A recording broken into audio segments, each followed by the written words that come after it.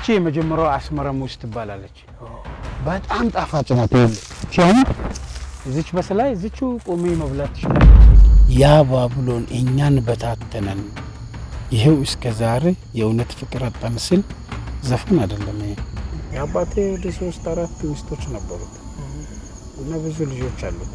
አሁን እኔ ከሌላ ሴት ተወለደ ወንድም 16 ልጅ አለ። ምንም ክፋት አይደለም። እኔ ቤት መጣ ሰብስቤ ምንም አላረገው።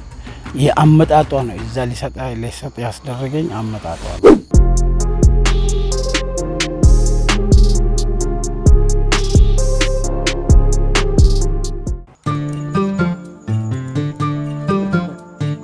ሰላም ነው እንዴ ነው? ከባጃጅ ወርጄ በእግሬ እጂ ወደኔ ነው እንደምትለው አንተ ብዙ ጊዜ አሁን እኮ ዝልምልም ተው እባክህ። እዚህ እባክህ አንዳንድ የደረሰ ሙዝ የበላው ኧረ ሙዝ አለ እንዴ ነው? ልበላው ነው። ሰላም ነው? ትበላለህ? ሸለጠ በዚህ መጣ እዛ ባጃጅ አይ ቅርብ ነው ለነገሩ አይደል? ወዴት ነው ያለው? ሞተር እዚህ ና በሞተር እዚህ አይ ቅርብ ነው ብዬ ቅርብ ነው ብዬ እኔ እኮ አልችልም ሞተር መሳፈር ነው። እንዴት ነው? እግዚአብሔር ይመስገን አሪፍ ነው። ያው እንግዲህ እኛ ወደ እርሻ አዎ እዚህ ይሻላል እኮ ይወጣ ደስ ይላል። ልምላሜ ምናምን አካባቢ አዎ በጣም ለነገሩ አካባቢ እኮ በልምላሜ አይታማም። ዝም ብለህ ያው እስኪ አሁን ምን እዚህ ውስጥ አሁን ምን ይከፋል ብለህ ታስባለህ? በቃ እንደ ሰው ዝም ብለህ መኖር ስትፈልግ እንደዚህ ውስጥ አይነት ገፍተህ መኖር ይሄ ነው እንግዲህ አካባቢ ደስ ከሚለኝ ህይወት እኔ ደስ የሚለኝ ህይወት ይሄ ነው። እና እዚህ ጋር ነው የምንገባው። እዚህ ነው? አዎ እዚህ ነው የምንገባው። እኔ እኮ መሳፈርም አልችልም። አዎ አንተ እውነትም እኛ እንግዲህ እግራችን ነው ማለት ይቻላል ለምደናል። የሚገርመኝ እኮ በልጅነቴ አርሶ አደሩም ለምዶታል። ፈረስ መጋለብ ጎበዝ ነበርኩ። አይ ፈረስ እኮ ሉጋም አለው። ይሄ እኮ ሉጋም የለው። ሉጋም እዚታች እግር ላይ ነው። የዚህ ሉጋም እግር ላይ ስለሆነ ከበለጠ አዎ ይኸውልህ አሁን ይሄ ረጅም ሙዝ ነው። ረጅም አበሻ ነው ይሄ። የጥንት ጠዋቱ ይሄ ነው የመጀመሪያ። አዎ ይሄ መጀመሪያ አገራችን ላይ የነበረው አገር በቀሉ ይሄ ነበርኛ። ይኸውልህ አሁን አይተሃል እዚህ ይኸውልህ ዝም ብሎ ቆርጦ ስትል እንደዚህ ነው። አዎ በቃ ተበላሽቷል። ያው ደርሷል። አዎ ያው ደርሷል። ይሄ አሁን ተጠባይ ይበላል? አዎ ይበላል። አዎ እኛ ዝም ብሎ እንግዲህ የአርሶ አደር ነገር ሁሉ ከማሳሰብ ነው ትርፍ ነው። ያው እንደዚህ ተበላሽቷል ብለን መጣላችን እኮ ሁለት አይነት ሙዝ ነው ማለት ነው ያለው? አዎ ሁለት አይነት ነው። አጭርና ረጅም ነው። ረጅሙ አጭሩ መጀመሪያ ሲመጣ የመጣ ነው የውጭ ሀገር ሙዝ ነው አስመራ። የረጅሙ የቆየ ነው። ወደ 4 አይነት ሙዝ ነው አሁን 5 አይነት ምናምን ነው ኢትዮጵያ ውስጥ ያለው። ኦኬ ዝርያ ይለያያል። እኛ ሙዝ ነው የምናውቀው። ከተማ ሲመጣ ሙዝ ወደ 5 አይነት አለ ሙዝ። 5 አይነት ውስጥ እቺ የመጀመሪያው አስመራ ሙዝ ትባላለች። በጣም ጣፋጭ ናት። ቻም እዚች በስላይ እዚቹ ቆሜ መብላት ትችላለህ። የጠቀጠቅ ሽታው ራሱ ደስ የሚል። ስለዚህ አሁን እቺን ብትቆርጣት አንደኛው ብትቆረጥ ሌላው ምንም አይሆንም? ገና ነው ሲበስል። ሲበስል ለምሳሌ ሲበስል ችግር የለም። ሙሉ ከዚህ ይቆረጣል። ከዚህ ተቆርጦ ይሄ ይዘው ሄዱ ቁጭ አድርጎ እዛ እናንተ ጋር እንግዲህ ከተማ ላይ አሁን አንዳንድ እንደበፈረው በእንትን ነው የምታውቁት አይደል? ባንዴ እኮ ወጣህ እኮ ከተማውን አንተ እኮ አይተኸዋል። ነው ባንዴ እንደዚህ አሳምነው መውጣቱ አሪፍ ነው ብዬ እኮ ነው። አንዴ ራስን አሳምነ መውጣቱ አሪፍ ነው። ይለያያል አይደል? በከተማና በገጠር ሰላም አለ። እዚህ ሰላም ቀስቀስ ሰውነቴ ይቀዘቅዛል። ቀዝቃዛ ነው ሙዙ። አሁን ይሄ ረጅሙ አስመራ ነው። ያው በጣም ረጅም አስመራ ነው። ይሄን አሁን እዚህ ቆርጠኝ ነው የምታወርደው። ለምን እንደዚህ አይቆረጥም? በማጭድ በምናምን? አይ አሁን ይሄ ገና ነው አላዘም። በደንብ የወፈረ ለመብሰል የደረሰ ሲሄድ ከባድ ነው ይከብዳል። ስለዚህ ለዛ ከወደቀ ደግሞ ድምጽ አለው ስትበላ ቋቋ ይላል ጥርስ ላይ። ለዛ ተቆርጦ ቀስ እዚህ ቆርጠህ ቀስ ብሎ ሲመጣ ትቆርጥና ተሸክመህ ይዘህ ማስቀመጥ ነው። ከዛ ታታጅሎ ነው የሚቆየው። ከዚህ ትንሽ ቀን ይቆያል። እዚሁ ላይ አሁን በጣም ሽቱ ደስ የሚለው ጠረኑ እዚሁ ላይ ሲቆይ የበሰለውንና ገና ጅማሬ ላይ ያለ የምትወስደው ስሜቱ ጥፍጥናው እኩል አይደለም። ስለዚህ በደንብ ስትንከባከበው ነው። አዎ ይሄ አሁን ይኸውልህ ልጆች ዝም ብሎ ዝቁጭ አድርገው የሚበሉት ዝም ብሎ እየሸመጠጡ ይበላል። አዎ ምን ችግር አለ? እንዳይራቡ ለከብት ምናምን አሁን ይሄንን በልቶ ምግብ ቤት ከሌለ ይሄንን ለከብት ምን ነው የሚሆነው? አዎ ይኸውልህ ይሁን እዚህ ይሄ በልቶ ነው ምን ይመስላል እንዳለ መጫወቻው ነው። በቃ የህፃናት እኮ ነው። እኛ አዋቂዎች አንበላም። አሁን ጊዜ እንዴ የማይበላው ነው አይበላም። አሁን ያው እኛም የበላንብን እኛ ህፃን ባለን ሰዓት የኛ አባቶች አይበሉም። የህፃን ልጅ ምግብ ነው። የህፃን ልጅ ሙዝ በልተህ ሂድ ብሎ ሲያባሪ ወደ ከብት ሙዝን በልተህ ምን ተመራጩ ግን አሁን የረጅሙ የፈረንጅ ነው ወይስ ያበሻው? ለመብላት ለእንትን ለገበያ ትልቁ ነው፣ ረጅሙ ነው ወደ ገበያ ለመውሰድ። ያቺ ግን ቤት ትንሿ ጠረኗ ሁሉ ደስ ይላል። ቤት ውስጥ ካለች ይሸታል ሙዝ ያለ እና በጣም ደስ ይላል። ያ በደንብ ላስጎበኘ ብዙም ባትገባ ትንሽ ገባ ብለህ ውጣ። ታሪኩ ከዲሽታጊና ሙዚቃ ባሻገር በሙዞች ላይ እናዜማለን ማለት ነው። ምን ያዘምከው አለ እንዴ? ግብርና ላይ አላዜምኩም፣ ሰው ላይ ነው። እኔ ታዲያ ግብርና ጥሩ ነው እያልክ ገበሬ ነኝ እያልክ ግብርናዬን እንደዚህ ያዩ ቢያመሰግኑ ይሻላል። እንደዚህ እየታየን ከማዘምለት ቢሰራለት ለሰው ልጅ ደግሞ ቢያዘምለት ቢሰማ ዜማ በጣም አድካሚው ስራ ምንድን ነው? በጣም አድካሚ ስራው እርሻ ነው። ይሄ አሁን እንደተከልከው በቃ ችግር የለውም። እርሻ ግን ትጎለጉላለህ፣ ትቆፍርለታለህ በደንብ እንዲይዝ። ይሄ አሁን አጭሩ ነው። አጭሩ አስመራ ሙዝ ይባላል እኛ ጋር። አጭሩ አስመራ። ይሄኛው ደግሞ ለምን ይላል? ይሄ ቅጠል ዳቦ ይሄ ለዳቦ ለእንሰት እንትኖች ይበላሉ፣ ለከፍቶች ምናምን። አዎ በፀሐይ ሰዓት መኖ ይሆናል። መኖ እናደርገዋለን። ልክ ሙዙን ስንወስድ ያሁን ይሄ እንጨት ዝም ብሎ አልጥለውም። አሁን ይሄን እንዴ? ኧረ ሞክር ከጣልክማ አሪፍ ነው። ብዙ አለና እሱን ጥለህ ትሄዳለህ። ተው እባክህ ሰርቼ በዚህ አገልግሎት ሰጥቼ ችግር አንድ ቂጥ ሙዝ እንሰጣለን። ተው አለ እሱን ጣለው። አንድ እንጨት አሳዝኖኝ ነው። እሺ ካዝንክለት ይቁም። እንደዚህ በእንጨት ያዘነው ልብ ለሰውም እንዲያዝን እንኳን አዘነ።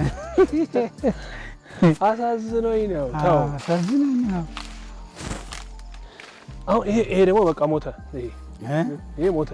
አይ እሱ በቃ ተባለ። መቼ ነው? በስንት ዓመት ነው የሚያረጀው ሙዝ?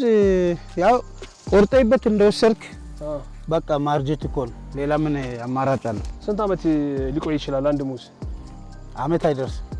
በቃ ያረጃል። ከዛ በቃ በሰለ። ከተቆረጠ እኮ ከሳምንት በኋላ ታገኘው። የእውነት ነው?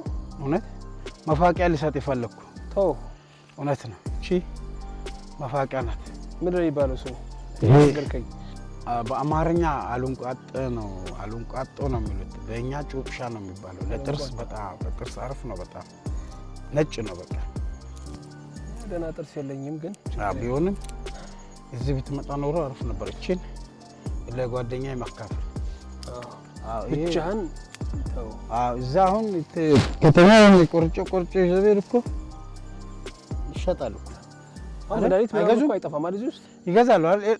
በቃ አንድ ቀን አይቀርም እዚህ መቁረጥ ሰብስቤ እመጣለሁ ለገበያ። አዎ አንድ አይነት ነው ከዚህ ጋር። አዎ ይሄ አንድ አይነት ነው። ልክ እንደ አህያ ማለት ነው። አዎ ምንድን ነው አህያ? አህያ የሚባል መፋቂያ። እኛ አካባቢ አህያ የሚባል አለ ለመፋቂያነት። ይሄ ሁሉ ነጭ ነው በጣም። ስለዚህ ነጭ ሀጫ በረዶ፣ ጥርሳቸው ሀጫ በረዶ እንዲመስል በቃ ሌላ ዙሜ የሚባል አለ ደግሞ።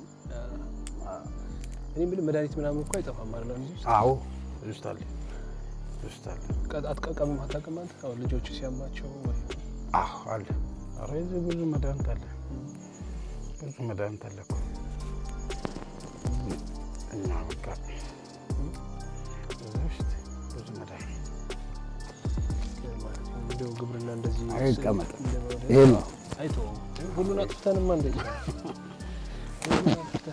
ይሄ አሁን ይሄ ደግሞ በቆሎ አዎ ይሄ በቆሎ ይሄ ከ3 ወር በኋላ ትመጣ እሸት አዎ ይሄ ደግሞ ጫት ያን አናሳየን እንትን አለ አናደፋፍር ይቀመጥ ይሄ የተከለከለ ለሚበላ ሰው ይሄ ይብላ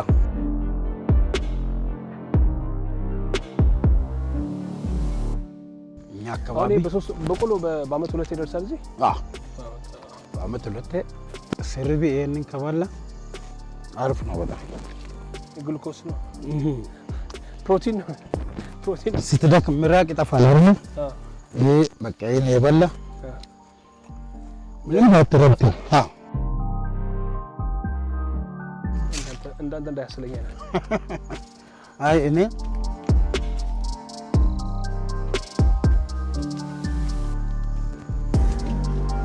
ያው ከዚህ ጋር ተወስዶ ነው አሁን እነዚህ ዋናዎቹ ናቸው እነዚህ እሺ አሁን እቺ ወጣት ገና ትንሽ ያለች የዚህ ተወሰደ ይሄ ቀጠለ ልክ ይሄ ሲወሰድ ደግሞ ይሄ ይቀጥላል ያለ ይሄዳል ልክ እንደ ትውልድ ነው እንደዛል አዎ አሁን እዚህ ውስጥ ሰው ልጅም እኮ እንደዚህ ነው የሰው ልጅም አካሄዱ እንዲህ ነው ቀድማ በቀለ የእድሜ አሁን እነዚህ ሁለቱ እናትና አባት እንበላቸው አይ አንድ አይነት እድሜ ያላቸው አልወጡም እነዚህ አሁን ይሄ ይቀጥላል ከዛ ይሄ ያለ ይሄዳል ከዛ ይኸውልህ ተተኪ ከስራ አለ በራሱ ጊዜ ነው የሚበቅለው በራሱ ጊዜ ነው አንዴ እቺን ወስደህ ከተከልክ ይሄ በቃ ቦታው ከተመጥሸው ልጅ እየቆረጠው እየበላ ይኖራል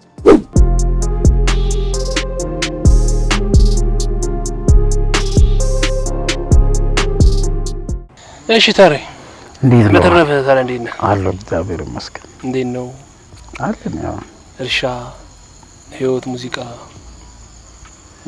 አዎ መቼ ነው የምትመጣው ወደዚህ ደስ ባለኝ ሰዓት ወደ እርሻ መምጣት ነው እና ያው ማየት አለብኝ ያለውን ሂደቱን ያው ቡቃያ ማለት ልጅ ማለት ነው ስለዚህ ከፍት ውስጡ ገፍቶ ሊበላ ይችላል ሳር ሊበላው ይችላል ውሃ በስቶበት ሊሆን ይችላል ያንን ስለምትል እየመጣ ማየት ነው አረፍ ከሆነ አሁን ይሄ ተጎድቷል ምን ጎደለው አሁን አንድ ሳሩ እኩል ከበቆሎ ጋር አድጓል እዚህ አረም በስተላ ስለዚህ አሁን እንደገና ደግሞ አበቃቀሉም ቀጭን ነፍስ ነው ለቀጠና ያለ ነው ለዚህ አቅም እንዲያገኝ ኩትካቱ ያስፈልጋል ስለዚህ እሱን ለመስራት ነው መልካም እስኪ እንግዲህ አሁን አካባቢን የመጣሁት እርሻ ቦታ ነው የመጣሁትና ይሄን ወደዚህ መጥቼ ካልቀረ ደግሞ ስለ ልጅነት እስኪ ስለ አስተዳደግህ ንገረን እስኪ ትንሽ እንግዲህ ገብረ ልጅ ሆነ ሲታድግ በብዛት ያው ገጠር ውስጥ ወደ እርሻ ውስጥ ነው የምታሳልፈው እስከ 13 አመት እኔ ገጠር ነው ነበርኩኝ ከ10 በኋላ ወደ ከተማ ነው ገባሁኝ ከ10 አመት በኋላ ግን ከ10 አመት በኋላ ገብቼ እየተመላለስኩ እስከ 13 አመት ድረስ እየተመላለስኩ ነው ገጠር ነበርኩኝና ሲመላለስ ያው እንዴት እርሻ እንደሚታረስ ወቅቱ እንዴት እንደሆነ ያው አባቶች ከነሱ ትማራለህ ስለዚህ ይሄን አሁን ለመጎልጎል ሙሉ ማይችል ሰው ገብቶ የሙሉ ነቃቅሎ ይጨርሳል ወቆሎ ይሄንን ደግሞ የግድ ልብ ያወቅ ስትል እየተማርክ ትሄዳለህ እየለመድከው ስትይ ስራ ማለት በቃ ህይወት ማለት ነው ወይም ደግሞ ምግብ ማለት ነው የሚሰራው ምግብ ነው አንተ ልጅነት ግን አሁን በእርሻ አሳለፍኩ ነው የምትለው ወይስ በሙዚቃ አሳለፍኩ ነው የምትለው አብዛኛው ልጅነት ወቅትን በእርሻ ነው ከወትድርና መልስ ወደ ሙዚቃ ያው ወታደር ቤትን ትንሽ ይሞክር ነበር ሙዚቃውን እንደ አርት ነገሩን ወታደር ቤት ትንሽ ሞክር ነበር ያንስ ሞክር ስለነበረ ከወትድርና በኋላ ወደዛ ታይላንድ ገባው ወደ ሙዚቃው ገባው ከዛ ሙዚቃውም ያው የነ አብዱኪያሬን የቴዲ ነበር የሚሰራው ስለዚህ አንተ አሁን አብዛኛውን ህይወቴን በሙዚቃ አሳለፍኩ ነው የምትለው ወይስ በግብርና አሳለፍኩ ነው የምትለው ያው ሀፍ ነው የኔ ሀፋፍ ነው 50ውን በግብርና 50ውን በሙዚቃ አሁን 75% ወደ እርሻ ሊያረግ ይፈልጋል ለምን ጥቅሙ የአርት ጉዳይ ሰው ጋር ትግባባለህ ትተዋውቃለህ ከተማ ለከተማ አገር ለአገር ታያለህ ግን የእንትኑ ደግሞ የእርሻው ደግሞ ብዙ የስራ ፍላጎትን ታረከበታለህ የተራበተ ይበላበታል የተራበ ይበላል የተቸገረ ትረዳለህ ጥጋብ ትኖራለህ ሁሌ ብትሰራም ገንዘብ ቢኖርም ባይኖርም እርሻ ላይ ከሆንክ ሀብታም አዎ ከዛ ወደ ከተማ ገብተህ ብስክሌት ማከራየት ጀመርክ ወይስ አዎ ጆቴኒ ይባላል ይሄ መርጂን መጫወቻ እሱ ጀመርኩ ከዛ ብስክሌት ከዛ ያው ከመከላከያ መልስ ደግሞ ሞተር ጀመርኩ ተረኔ እንደመጣው ያው ዞንግሺ ምናምን የሚባሉ መጡ እነሱን የጓደኛ የነበረው ያው ጥገና ምናምን ትንሽ ስለሚሞክር እነሱ ጋር ያን የሰራው ያንን በቃ ህይወት እንደዚህ ቀስ ያለ ያው ከአንድ ዳን ከዛ ሙዚቃውንም በዛው እግረ መንገደን ጀመርኩኝ የድሮ የመጀመሪያ ህልሜን አሳካሁት ማለት ነው ሙዚቃ የመሆን ፍላጎት ነበር አዎ ሙዚቀኛ መሆን እንደገና ደግሞ ለየት ያለ ነገር ማድረግ ደስ ይለኝ ነበር በጣም ለየት ያለ ማድረግ ደስ ይለኛል በዛ ልክ ያው ለየት ያለ ነገር አደረኩኝ ማለት ነው እና ደግሞ በራሴ መጓዝ ደስ ይለኛል በራሴ መጓዝ ሰው ይሄ እንደዚህ ነው ብለህ ነው ብዙም አይገባኝም ራሴ ያመንኩበትን ገባበታለሁ በቃ ማድረግ የሚፈልገው ነገር ልቤ ከፈለገ ካቀድኩኝ በቃ ማድረግ ነው ደግሞ ወንድ ልጅ እንደዛ ነው መሆን ያለበት አረጋለሁ ያልከውን ነገር ማድረግ ነው ሰራለሁ ያልከውን ነገር መስራት ነው ለውጥን ታያለህ ጥቅምም ጉዳትም ይኖረው ሞክሬ መተው አረጋለሁ ብቻ አረጋለሁ የሚለውን ነገር ለማድረግ ደግሞ መጀመሪያ ነገሮችን መዝናይተ በቃ ይሄ ነገር አረጋለሁ ብለህ ተወስንበታል እዚህ ቦታ ላይ ዘራለሁ ብለህ ስታስበው ማያዘራ ከሆነ ይሄ ቦታ ላይ ዘራለሁ ብለህ አስባል ማይሆን ከሆነ አይተህ አይ በዚህ ግዛውን ታስባለህ አሁን ቢዘራ እንደዚህ ፀሐይ ጉዳዋል እንደዚህ ይሆናል ስለዚህ አዎ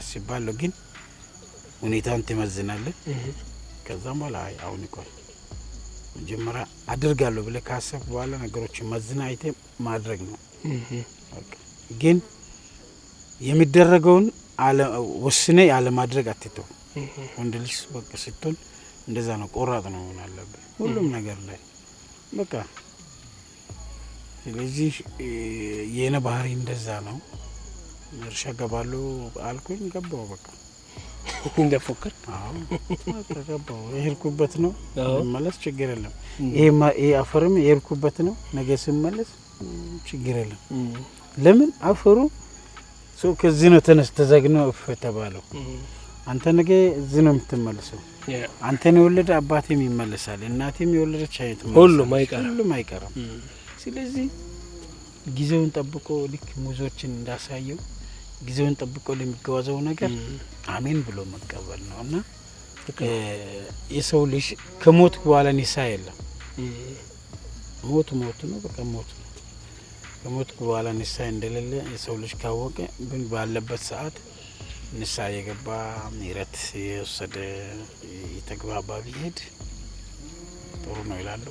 እዚህ ከወታደር ቤት ወጥተህ ከዛ በኋላ ወደዚህ አካባቢ እስክትመለስ ያለውን ሂደት ንገረን። የተወሰነ አፋር አካባቢ እንደቆየ ነግረኝ ነበርና በምን መልኩ ነው ከወታደር ቤት ወጥተህ ወደዚህ መጣው ወይ ወደ ጅንካ የመጣው? አፋር አካባቢ ከባድሜ ቀጥታ ወጥቼ በጎንደር አርጌ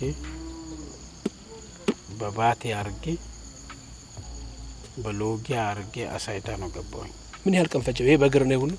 በመኪና በመኪና አንዳንድ ቦታዎች ያው ኬላ ያሉበት አካባቢ ላይ በእግር አልፋለሁ። ይያዝበታል ምናምን የሚባለው ቦታ ላይ ግን አልፎ ደግሞ ያው አሳይታ ሲገባ አሳይታ ላይ ቆይቻለሁ። አሳይታ ገበያ ገንዳ የሚባል አካባቢ ቆይቻለሁ እና ሰው ደግ ነው። እዛም አፋር ላይ ያሉት ሰዎች አፋሩ ከተማው ላይ ያለው ምርጥ ነው፣ ደግ ነው። እዛ አካባቢ ያለው ህብረተሰብ መቼም የኢትዮጵያ ህዝብ ስብጥር ነው የሚኖረው። አፋር ውስጥ ትግሬ አለ፣ አማራ አለ፣ ኦሮሞ አለ፣ ሁሉም አለ። ኑሮ ልፍ ያገኛለሁ ያለው ሁሉ ሄዶ ተደባልቆ ነው የሚኖረው። ከአፋር ከአሳይታ እንደገና ወደ አፍዴራ ጫው የሚወጣበት ባስካ የሚባላል የሚቆፈር ያለ ለመቆፈር የሆነ ሰው አማከርኩት። አሁን እንደዚህ ብትሄድ አረፍ ነው አለኝ። እዛም እጄ አንድ ወር ነው ምናምን ቆይቻለሁ። ጫውም ሰርተሃል? አዎ ባስካ ምናምን ለመስራት እጄ አልቻልኩም። ከባድ ነው። ይሄ በእንፋሎት የሚወጣው? አዎ ከባድ ነው። ሙቀቱ አይቻል። አዎ አይቆም። ማምረች ማቀዝቀዣ ማሞቂያ ማምረቻ ምናምን ባል ይቆፈራል። ያን ድሮ 40 ሺህ ብር ትልቅ ብር ነው። በቃ ትልቅ ብር እና ለ40 ሺህ ብር ይከፈላል ሙሉ አንዴ በኮንትራት ነው። አዎ እንዴ ይቆፈራል። እኔ ግን አልቆፈርኩም። እዛው እንትን ጀመርኩ፣ ሸራ ማሰር ጀመርኩ። የመኪና የትላልቅ መኪናዎች ሸራ እያሰርኩኝ ጫው ጭኖ ለሚሄዱ ማለት ነው። ከበኋላ ፀሐይና ዝናብ እንዳይነካቸው። በኋላ ነገሮቹ ፀሐዩ በጣም የሞቀ ሲሄድ ወደ ሎጊያ ወጣው። አንዱ ለ3 ቀን ሎጊያ ላይ ቆየው። ከዛ በመኪና በትራከር እንደገና በዲኬል አርጌ 2 ጊዜ ነው የተመለስኩኝ በተይዤ። ተባክ በአሳይታ ሲሄድ አፋምባ አካባቢ ሽፍቶች አባረው ተኩሶብን እዛ ተመልሻለሁ። ታች አፋምባ አካባቢ የደርግ ታንኮች አሉ። እዛ አካባቢ ደርሼ ነው ተመለስኩ። ሀይቋ ድረስ ብቻ ብዙ መንገድ አለው። እንደአሁን እንደዚህ ሁሉ ሲሆን ታሪ በህይወትህ እንግዲህ የተማርካቸው ብዙ ቁም ነገሮች ሊኖሩ ይችላሉ። የሄድክባቸው መንገዶች ብቻ ባሳለፍካቸው ህይወት ምዕራፎች ብዙ ነገሮች ልትማር ትችላለህ። እንደ ታሪኩ ወይም በሙዚቃ መጠሪያ እንደ ዲሽታጊና ከህይወት ምን ተማርክ? ህይወት ምን አስተማረች? ህይወት በጣም ያው እዚህ ሀገር ብቻም ሳይሆን አፋር ላይም ቴምር ምናምን ነጋዴዎች ሲገዙ ኩንታል የሞላው የተሸከምኩ ደረድር ነበር እና ያንንም ኖራለሁ። ተሸካሚ ሆኜ ኖራለሁ፣ አይቻለሁ። ችግር ማያሸክም ነገር የለም። ችግር ማያስደፍር ነገር የለም። በዛን ሰዓት እኔ ከችግር መውጣት እንጂ የሚታየኝ የነበረው ሞት አለው የሆነ ክፉ ነገር ደርስብኛል የሚል ሀሳብ አልነበረብኝ። ቢሞትም በቃ አንዴ ለሞት የወጣው ሰው ነኝ። በቆርጬ ነው የሚዞረው እና አሁን ደግሞ ኑሮ ተሻሽሎ እግዚአብሔር ቀይሮት ከዛ ሁሉ መከራ በልጅነት እግሬ በቃ የሆነ ምን ልበል እንደኔ ማንም የተንከራተተ የለም። እውነቴን ነው። ሩባ ሊሞክሩ ይችላሉ። ከአገር ቤት ጀምሮ እስከ ሰው ሀገር ድረስ ተንከራቻለሁ። ከጅቡቲ ራፕ ተብሎ ተይዤ ነው መጣሁት። ተሰደድፈ መጣ? አዎ ጅቡቲ ገብቼ ካፈደ ከሎጊያ ከዲኬል ወደዛ ከባድ መንገድ ተጉዣለሁ በእግሬ እና ጅቡቲ እስከገባ መከራ ነበረ። ከዛም በኋላም እዛ ውሃ ላይ ተይዘን ደወለ መከላከያዎች ነበሩ። እዛ ታስረን በዛ በባቡር ግማሹ በመኪናም ያው ድሬዳዋ ገፍተን ቀበሌ 9 የሚባል አለ። ከዛ የስደት ብር ሁሉ ስደተኛ ተብሎ መኪና ቲኬት ተቆረጠልን። 300 ነው 600 ብር ነው ተሰጥቶናል። ከዛ ያንን ብር ወሰድኩኝ። የመኪና ቲኬት ቆርጦ አዲስ አበባ ወስዳችሁ አራግፏቸው ተባለ። ይሄ ምንድነው ፓስፖርት የሌለው ውሃው ላይ ይጣል ተብሎ መለስ አለ ብሎ ስደተኛ ያዝ ምናምን ይውጣ ከሀገር ተብሎ ከጅቡቲ ሲወጣ ነው። በዛን ሰዓት ታታ የሚባል መኪና አለ። ከዛ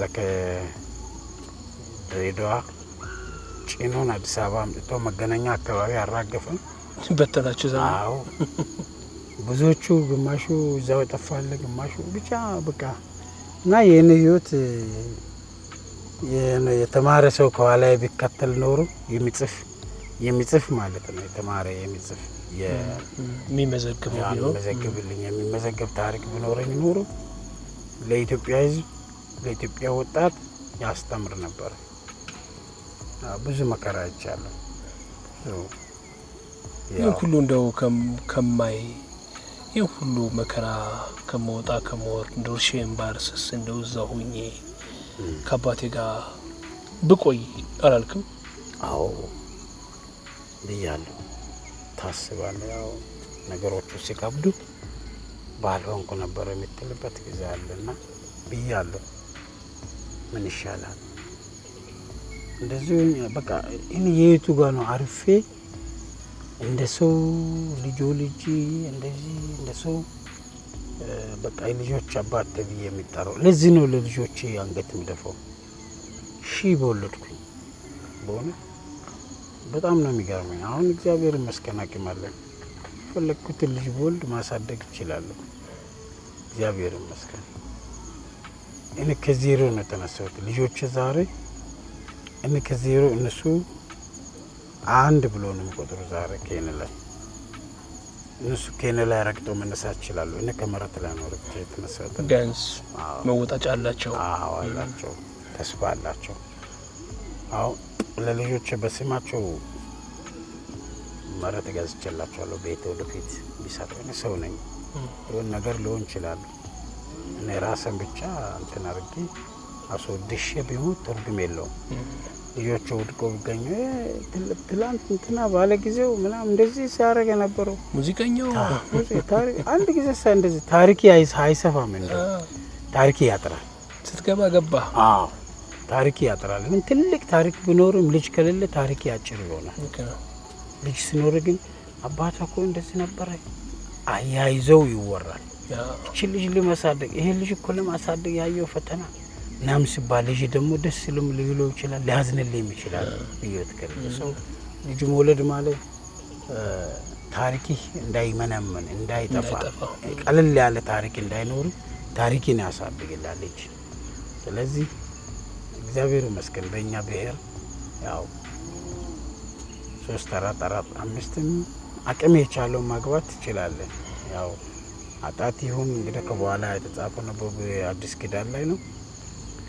ያው እንግዲህ ከመጽሐፍ የተጻፈ ስለሆነ ለትንሽ ጋፕ ሊታረቅ ይችላል። ነገር ግን በባህሉ ማግባት ይቻላል። በባህሉ ማግባት ይቻላል፣ ችግር የለውም። አንተ ትፈልጋለህ እንዴ ማግባት?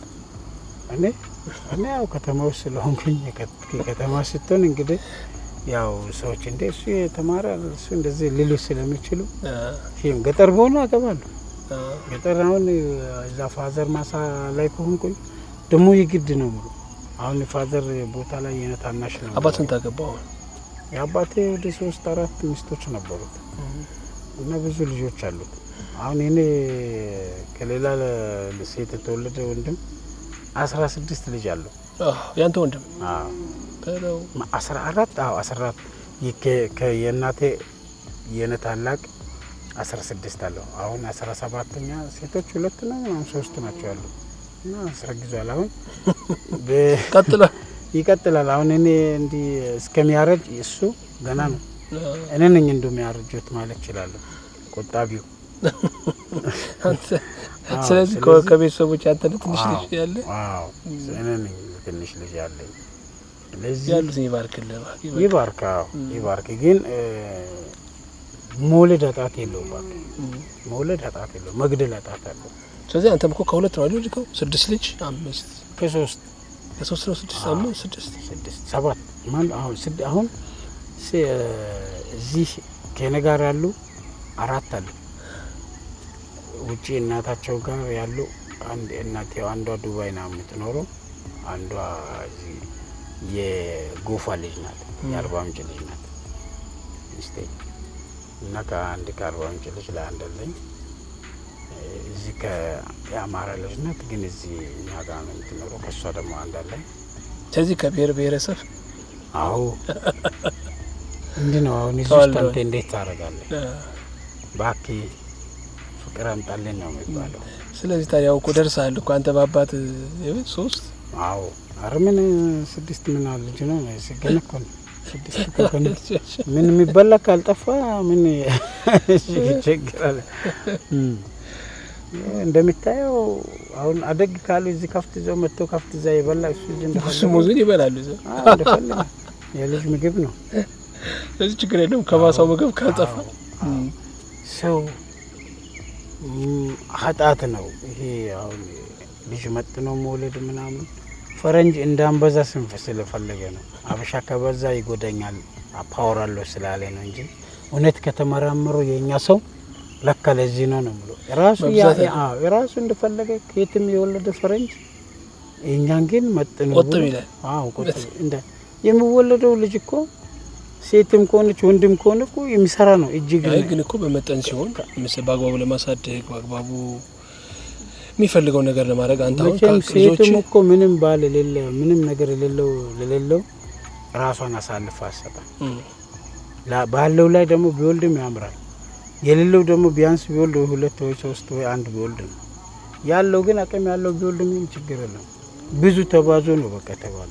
ምድሩ ሙላ ስለተባለ ልጆች ስላሉ ስራም ትሰራለህ። ለዚህ ሰውም ሲወለድ እጅግራለው ይሰራል፣ ሰርቶ ይበላል። እንደዛ ነው። ስለዚህ አሁን ተምትለው በወልድም የፈለጉትን ነገር ማድረግ ይችላል። ትለፋላችኋለህ በቃ አትቦዝንም። ታስባለህ ልጄ ምን ይበላል ብለህ ስለምታስብ ትሰራለህ። እና አሁን ልጆችን ነው የሚያስቀድመው። ለነሱ ካመቻቸው ተመስገን ነው በቃ።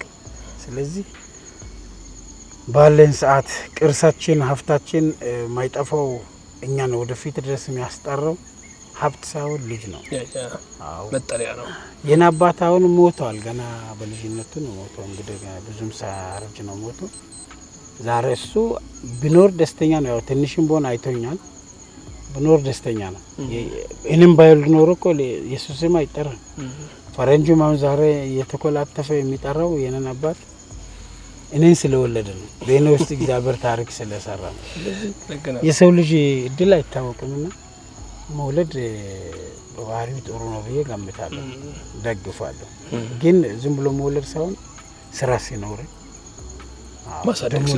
ለመውለድ ስትፈልግ ስራ መስራት፣ መጥበብ መተውና መስፋት መልመድ። ከጠበብ ልጅንም ራሱ ጠባብ ስለሆንክ ሰው ይጠላዋል። ሰፋ አድርጌ የምታስብ ከሆነ የክል ልጅ እኮ ነው አባቴው እንዴት ደግ ነው የሚባል ነው። አባቴው እንዴት ክፉ ነው ደግስም። አሁንም ይኸው እሱ ራሱ ክፉ እንደሆነ ይህንም አሁን መቼም እንደ ራሱ አድርጎ ነው የሚያሳድገው ይባላል። ደግ ከሆንክ አሳቢ ከሆንክ ልጅን ታስለምዳለህ። አንተ ቤት ምግብ ካለ ያልበላ ልጅ መንገድ ላይ ካለ አውቀ በልጅ እዛ የበላ ካለ ሲጥ በለው አካፍል። ሲጥ አባ ታታለ ይሄ አንተ ወንድም አንተ ጓደኛዬ እኮ ነው ሲጥ ሮት እኮ ነው ትላለህ። ከዛ እየሰጠ ይለምዳል። ያ ሰው ሁሉ በእድገቱ ነውና እንደዚህ ብናረግ አሪፍ ነው ብዬ ገምታለሁ። በህይወት ምንድነው በጣም የምትፈራው? በህይወቴ በጣም የሚፈራው ሰው መግደል፣ ሰው ማጥፋት በእጅ ሰው ማጥፋት በጣም ፈራለሁ። ለምንድን ነው ካልከኝ ካንተ ሚሊዮን ብር ቢበደር እግዚአብሔር ደንታ የለውም፣ አያውቀውም ያንተን ሚሊዮን ብር ነው የኔ መበደር። አንተ ለራሴ እንደምትፈልግ ይላል ያበደርከውን እንኳን አትጠይቅ ብሎ ነው እኮ ቃሉ ላይ ያለው። አንተም ለራስ አንተም ከሌላ ጠይቅ ነው አይደለም። ስለ ብር አይደለም እግዚአብሔር ነፍስ ያቺን ነፍስ ነገ ጠይቃል። ያቺ ነፍስ ነገ በተደወለ ሰዓት ላይ ሙሉከት ስነፋ ስንነሳ እንደዚህ ያለን ሊመጣ ይችላል፣ ሞተን ሊመጣ ይችላል። ያው ሰው በቅሚጥ ቁጭ ብሎ በሆነ እንትን ነገ ስነፋለት ይነሳል። አዳም ማንንም ሰው አይቀርለትም። አዎ ይሄ የተጻፈ ነው። ያው በተጻፈው ያየንም ስላለ ነው ትንቢት ስለሆነ ያቺ ነገር ስለምትኖር እኔ ትልቁ የሚፈራው ከየት ታመጣለህ? በእጅ ህይወት እንዳይጠፋ በእጅ ሰው ነፍስ ከየት ትሰጣለህ? አዎ ከየት ትሰጣለህ? ነፍስን እግዚአብሔር አሊያ ትቃጠላለህ እኮ ይዛ ዓለም ሞት የሚባለው ያ ነው። እዛ ውስጥ እንዳልገባ ነው እኔ የሚፈራው፣ ሌላ ነገር አልፈራም። በህይወት ትልቁ ምክር የመከረህ ማን ነው? በህይወት ትልቅ ምክር የመከረኝ እግዚአብሔር ይመስገን። ያው አሁን በህይወት የለውም ሽማግሌው እግዚአብሔር እድሜ ያው በገነት ያኖራቸው እና አንድ የሃይማኖት አባት ነው።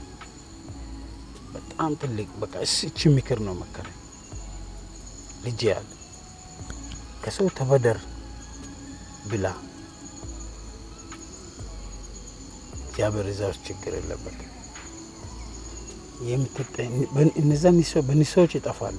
ትልቁ ከ12ቱ ትእዛዛት ትልቁ ሁሉንም ይቅር ይላል። በነፍስ ግን ይቅር ላይል ይችላል። አይልም ደግሞ ይጠብቃል ነፍስን። አሁን እኔ ያችን ነፍስ ሊያነሳት ነው።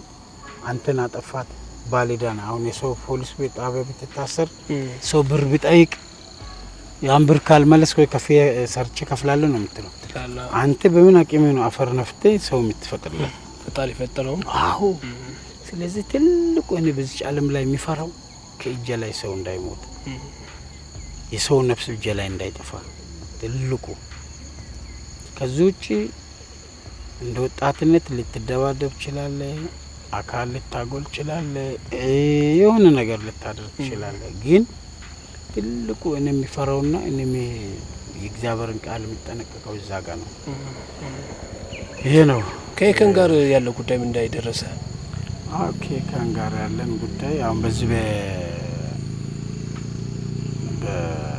በመስቀል አደባባይ የተነሳ ያው እሱም ትንሽ መንገራገጭ ገጠመው። አዎ በቃ አልፈለገም እንደዚህ አይነት መነካካት። ፈራሱ። እኔ አበሻ ቢሞትብኝ ይከፋኛል። እሱ እንግዲህ ለምን እንደዛ አልክ ብሎም ሊሆን ይችላል፣ ወይ ደግሞ ፖለቲካ ውስጥ ላለመግባት ብቻ ብዙ ምክንያት ይኖረዋል። ከዛን ጊዜ ጀምሮ ተቆራርጠናል። ያው እስካሁን ምንም የለም። ግን ያው ራሱ ነው መጣው። ከመጣ እሰይ፣ ካልመጣ ራሱ ጉዳይ። ሙዚቃው ግን ተቀባይነት አግኝቶ ነበር አይደል? አዎ ሙዚቃው ተቀምጧል። ትውልድ ከሚስቱ ጋር ነበር የምትዋራው? አዎ ከሚስቱ ጋር ነበር።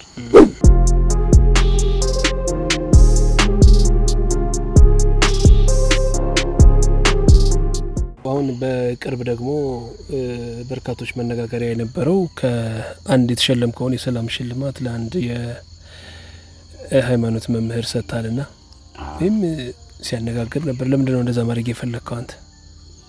አው ስለ ሰላም የመጣ ስለሆነ እኔ ቤት በመጣ እኔ ቤት የመጣ ሰው ነው የሚያየው። ዋንጫ ስለምትታወቅ ያገኘውባት በሰላም ስለሆነ እዛ ሚዲያ ወይም ደግሞ ጉዞን የሚመጣበት ቦታ ስለሆነ በእይታ ራሱ ቢያዩት ጥሩ ነገር ጥሩ ስሜት ይኖራቸዋል። አንድ ሁለተኛ ደግሞ በሚዲያ እንደዚህ መታየቷ ቤቱም የሰላም መስበኪያ ቦታ ነው። እግዚአብሔር ሰላም ነው፣ እግዚአብሔር ፍቅር ይወዳል፣ እግዚአብሔር እንዲህ ነው ለሰው ልጅ ሞቷል ያለ ስለሚሰብክ እኔም ይህንን ያመጣሁት ለሰው ልጅ ሰላም ስለመጣ ለሰላም የመጣ ሰላም የሚዘፈንበት ሰላም የሚፈለግበት ለሰው ልጅ ሰላም ለእግዚአብሔር ለምድርቱም ሰላም ለሚመኙበት ቦታ ያቺ ሄዳ ቁጭ ብትል ምንም ክፋት አይደለም። እኔ ቤት መጣ ሰብስቤ ምንም አላረገው። የአመጣጧ ነው እዛ ሊሰጥ ያስደረገኝ አመጣጧ ነው። በሰላም መታለች። ሰላም ደግሞ ከእግዚአብሔር ነው። እግዚአብሔር ደግሞ መነጋገሪያ ትሆናለህ መሸከም እስከሚያቅትህ ብሎኛል። ሰላምና ፍቅርን መሸከም እስከሚያቅተኝ ሆኗል። እግዚአብሔር የተናገረውን የእግዚአብሔር የቄሳርን ለቄሳር የእግዚአብሔርን ለእግዚአብሔር ነው የተባለው። ስለዚህ ለምን መረጥከው? አሁን እዩ ጩፋን የሰጠው ለዩ ጩፋ ነው አይደለ? ለምን ከሌሎች በተለየ ለምን ለሱ?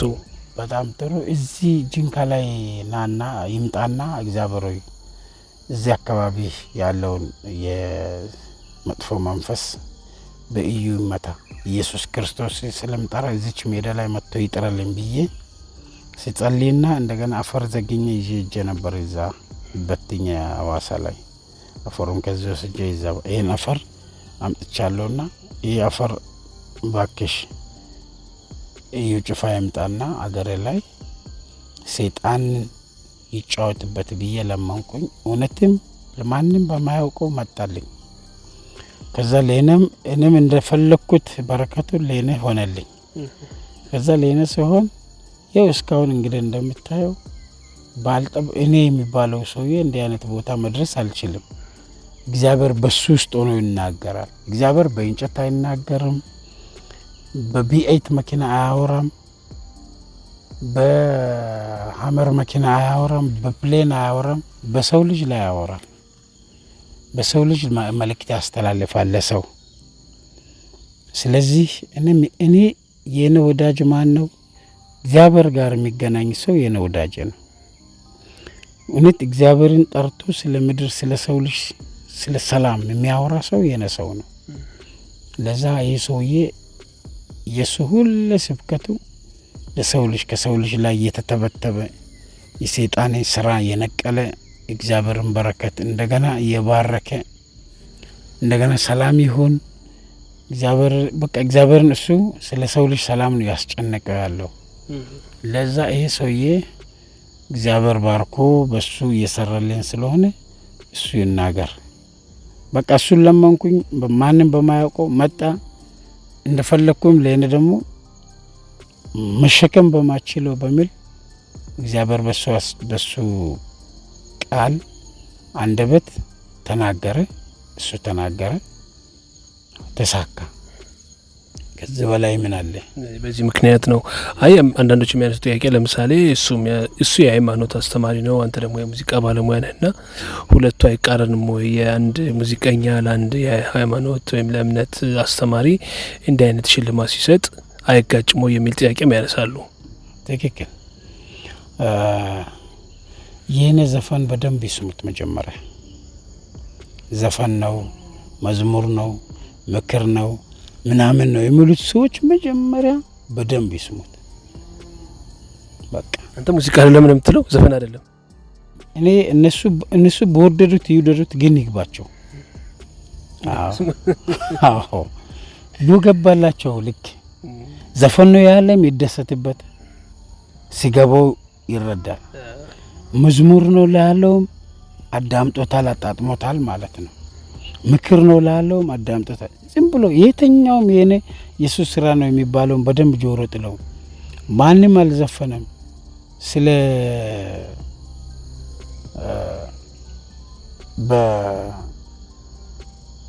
በብትር ውሃውን እንዲያካፍል ብሎ የዘፈነ ዘፈኝ የለም። እኔ እስካሁን ሲሰማ የለም። ዘማሪዎች ነካክተውታል፣ እኔም ገብቼ ነካካሁት።